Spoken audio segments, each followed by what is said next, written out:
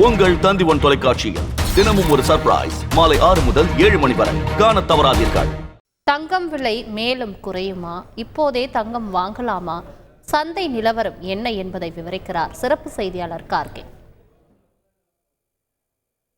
இப்போது எல்லோருடைய மனதிலும் இருக்கக்கூடிய கேள்வி, தங்கம் விலை 3000 ரூபாய் சவரனுக்கு குறைஞ்சிருக்கு, இப்போவே வாங்கிடலாமா? கடனுடனே வாங்கிடலாமா?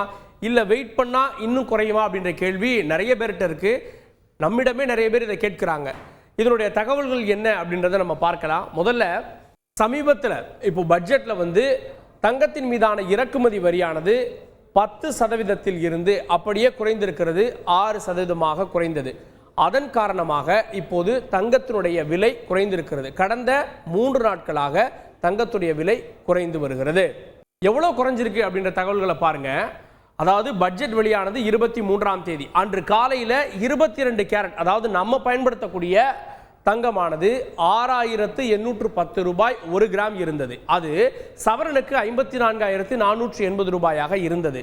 ஸோ அது அன்றைய தினமே அப்படியே பட்ஜெட் அறிவிப்புக்கு பிறகு மாறியது. எவ்வளோ குறைந்தது அப்படின்னா 6550 ரூபாயாக அன்று மாலையிலே குறைந்தது.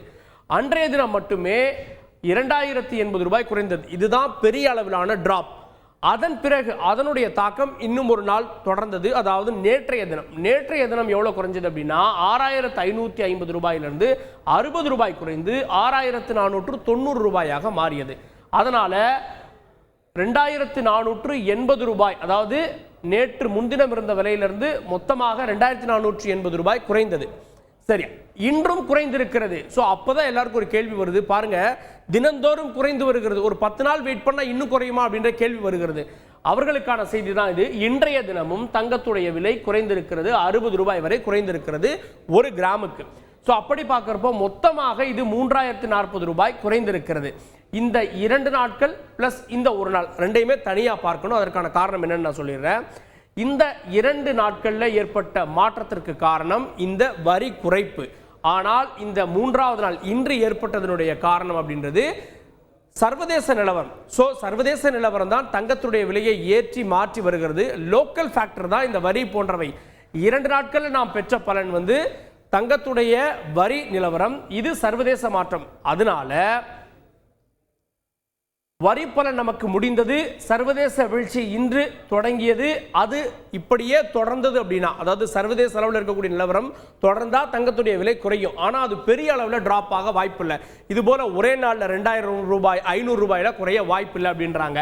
சரி, இப்போ நம்ம என்ன சொல்லுவோம் அப்படின்னா, தங்கம் இந்தியாவில் அதிகங்க, வெளிநாட்டில் குறிப்பாக துபாய் போங்க, அங்கெல்லாம் அதனுடைய விலை குறைவு அப்படின்னு பலரும் சொல்ல கேள்விப்பட்டிருப்போம். பலரும் வெளிநாட்டு பயணங்கள் போது வாங்கி வந்திருப்பாங்க. அப்பேற்பட்டவர்களுக்கான ஒரு கம்பாரிசன், இந்தியாவில் இப்போது 22 கேரட் 1 கிராம் நகையுடைய விலை 6430 ரூபாய். துபாயில் எவ்வளோ அப்படின்னா 6073 ரூபாய். ரெண்டுக்குமான வித்தியாசம் எவ்வளோ? 357 ரூபாய். இதில் தான் அந்த குறைக்கப்பட்ட போக மீதி இருக்கக்கூடிய 6% டாக்ஸ் அப்படின்றது இதில் தான் வருது.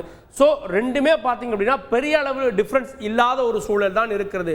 முன்பு இது அதிகமாக இருந்தது, இப்போது குறைந்து சர்வதேச விலையோடு ஒப்பிடும்போது இந்தியாவில் கொஞ்சம் மட்டுமே கூடியிருக்கக்கூடிய சூழல் இருக்கிறது. அடுத்தது, இனி சர்வதேச நிலவரங்கள் தான் தங்கத்துடைய விலையை நிர்ணயிக்கும். லோக்கல் ஃபேக்டர் பெரிய அளவில் எதிரொலிக்காது அப்படின்றாங்க. ஏன்னா தங்கத்துடைய விலைன்றது சர்வதேச மார்க்கெட்டை பொறுத்த வரையில தான் இருக்கிறது.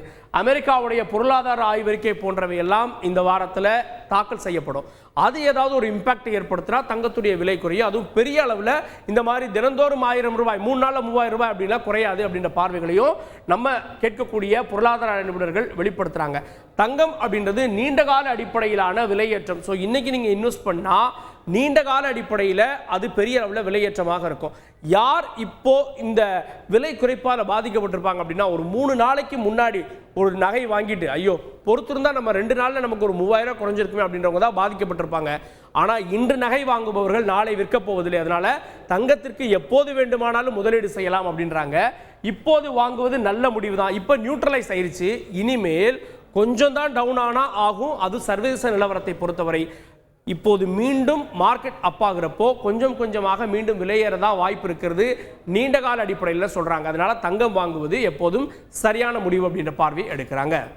உங்கள் தந்திவன் தொலைக்காட்சியில் தினமும் ஒரு சர்ப்ரைஸ் மாலை 6 முதல் 7 மணி வரை காணத் தவறாதீர்கள்.